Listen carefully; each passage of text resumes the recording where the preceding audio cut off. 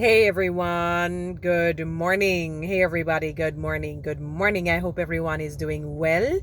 I hope everyone is doing fantastic. I hope everybody is having a fantabulous, a splendiferous day today. I hope you are having an epic day. You know, Les Brown says, do not say that you're having a bad day. Say that you're having a character building day. The truth of the matter is, we have been grown up. We have grown up and been taught that, you have good days and you have bad days, as opposed to you're having blissful days, good days that everything seemingly going your way, or to your heart's desires, as opposed to days that, look here, you need to strengthen your self-control, you need to strengthen your patience or develop patience, you need to strengthen your long-suffering. Long-suffering is one of the fruit of the spirit that sometimes we forget. It's one of the fruit of the spirit that we sometimes forget. We think that it doesn't exist. Sometimes we have to just bear our crosses. The Bible says it. We have to bear our crosses. And it is factual. Whether you're a Christian or a non-Christian, a Greek, a Rasta, Buddhist, I don't care who you want to serve. No, let me not say I don't care. I do care. I want you to serve Jehovah God, Jesus Christ. We are talking now. I want you to be a witness of Jehovah. I'm not talking about Jehovah's Witness. We're not anybody's choices or preference, please. All right. So there's a major difference there. But we should try to speak that over our lives, that we're having a character building day. Maybe life is teaching us how to be patient, how to be compassionate, how to be merciful, how to extend grace, how to extend understanding. Let me tell you something. You see, if you ever find an individual who has understanding, you found a good individual. You found somebody with a character, decent character. Trust me, understanding, when somebody can understand your plight or your plights, when somebody can understand the reason behind why you do what you may have done, not to say that you're excusing any bad behavior or any bad actions, not saying that, but when you can come to an understanding and say, I might not have done that, but I can understand. Just searching yourself and saying, maybe if I was pushed, maybe if I was in the wrong environment, maybe if I was in the wrong company, maybe if the circumstances were not right, I probably would have done what that individual has done or had done. So the older you get, the less judgmental you becoming, people. It's something that I realize. Why? Because when life throws its curveballs at you, and you see you come out, it's like you're taken, it's like it comes from the left field. You realize, oh my God, I'm also human like that individual who the world was casting stones and throwing stones at to crucify. I too am human. The older I get, the more I realize how imperfect I am, how human I am. Oh my goodness gracious, things that sometimes you've heard people say never. Nothing could be as factual as that. Sometimes you say, I'll never do this and never do that, and when you look, time passes. It's almost like God say, oh really? Oh really? Not to say that he's setting you up to fail, but he's just trying to show you your own human weakness and your own human frailty. And it becomes almost sometimes heart-wrenching, because you now realize the frailty of man. And one thing I realize is that we are all not escaping life alive. Again, we are all not escaping life alive. So you know what, people? We need to treat each other well. One of the sad truths of this life is that here in Jamaica, remember I tell you, people are dealing with my own people.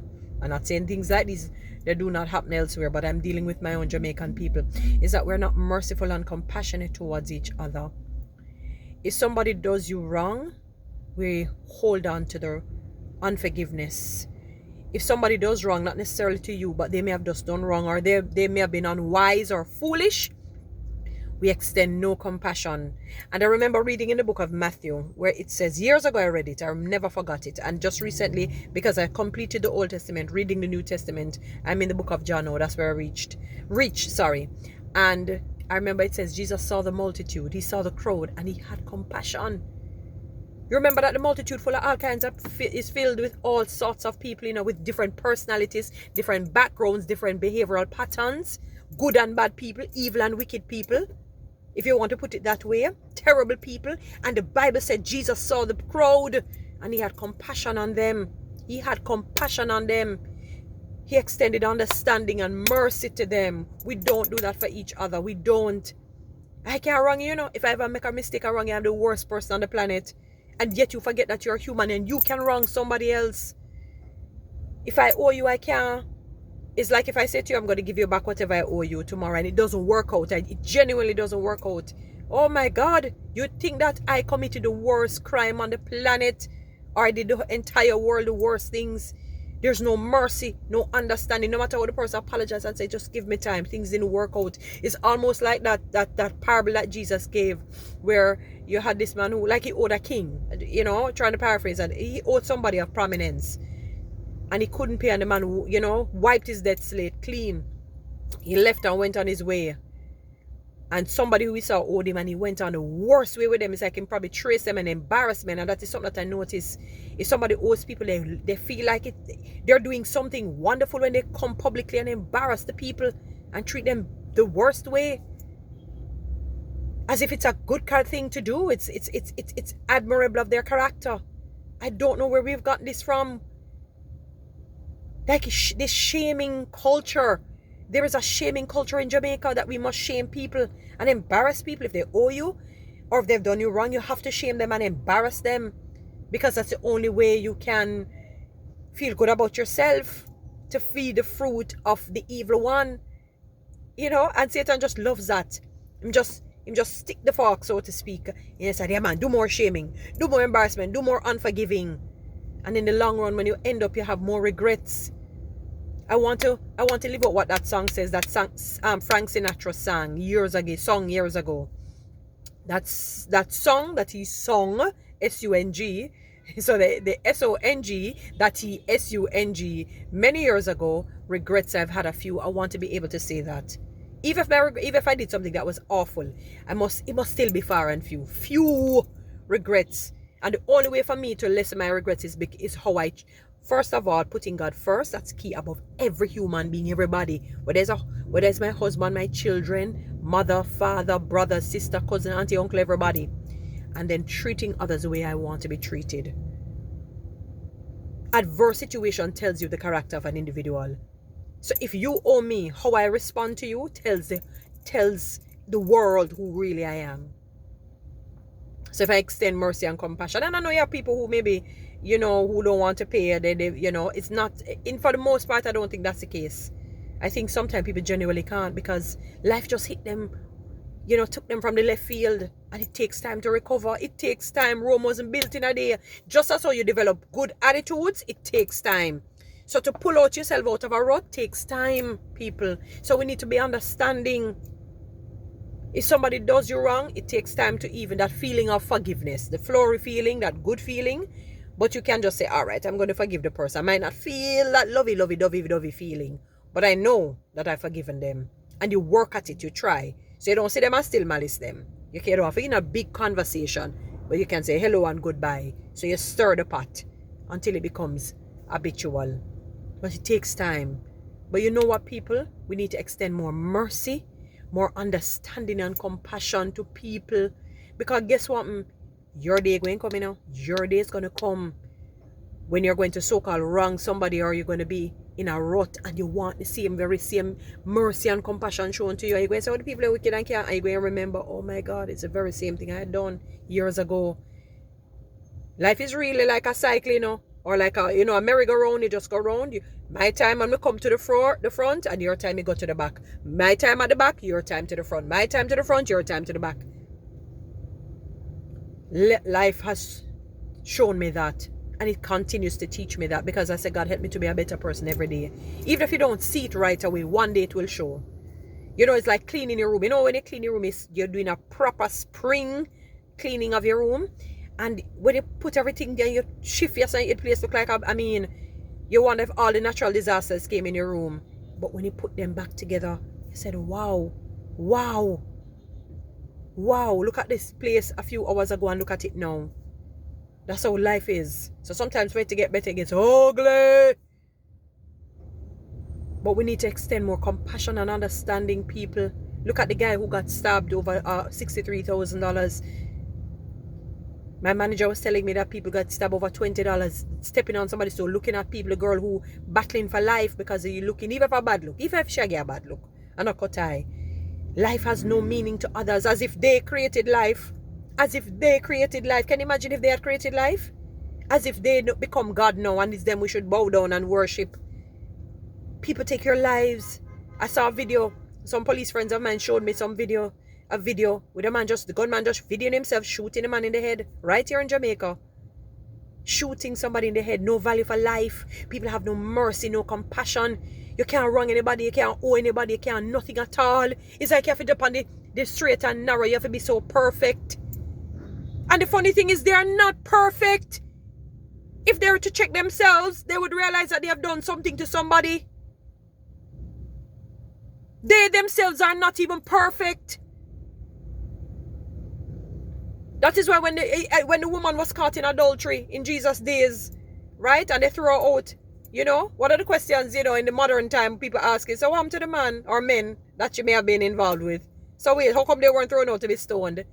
Women, we get flack sometimes over the years and they talk about men bashing and men getting, but that's not necessarily true. And Jesus wrote whatever he wrote in the sand. If I was to probably surmise, I probably say, but you know, it might be say, why them people are really not easy, you know? Look how some of them in there wicked and thief and murder, adultery, everything. And yet you're throwing late for embarrass her. The shaming culture. And then him say, alright, since you're without sin, cast her, stone her. You can't stone her because since you're sinless. Sinless, so stone her. And it's not an excuse for the person who is in the wrong or the unwise. Because it may not necessarily be wrong. You may have made foolish decisions. That they're not taking responsibility. But good God, you don't have to be the judge, juror, executioner.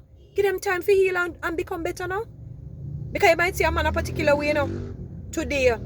He may be a thief today and a judge tomorrow, so to speak. Because his life was transformed. Allow people the time to change for the better, especially if you see that they're trying. Extend mercy, because one day you're going to want mercy. One day you're going to want compassion, people. One day you're going to want mercy. One day you're going to want compassion. It may not be in the same area that maybe somebody may have wronged you or owed you or whatever, you know.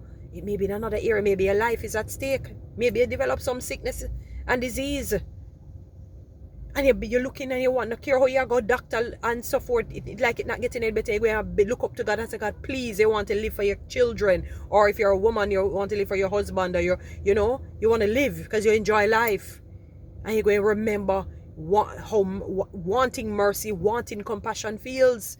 So it may not come in the way that you think. So that's why it's good to extend compassion and mercy to people, please. Because you're human as well. Just like how that individual is human. Extend mercy, extend compassion. Even if they're not change for the better, still extend mercy. At least it speaks to your character. It speaks to who you are as the individual. Come out of shaming and disgracing people. It's not good. Because your day of shaming and disgracing will come, people. It's a reality. Don't be quick to highlight people's faults and publicize it to people and embarrass people. Cover for them sometimes, man. You might know of something, cover it. I remember one day somebody who, I don't like call people an enemy, because it's not like it's Satan. But the person just had me for whatever reason. I never had any bad encounter. And I saw something happen to them and nobody would know what it was to this very day. Nobody would know. I never shared it with Tom, Dick, or Harry. Only me and God one.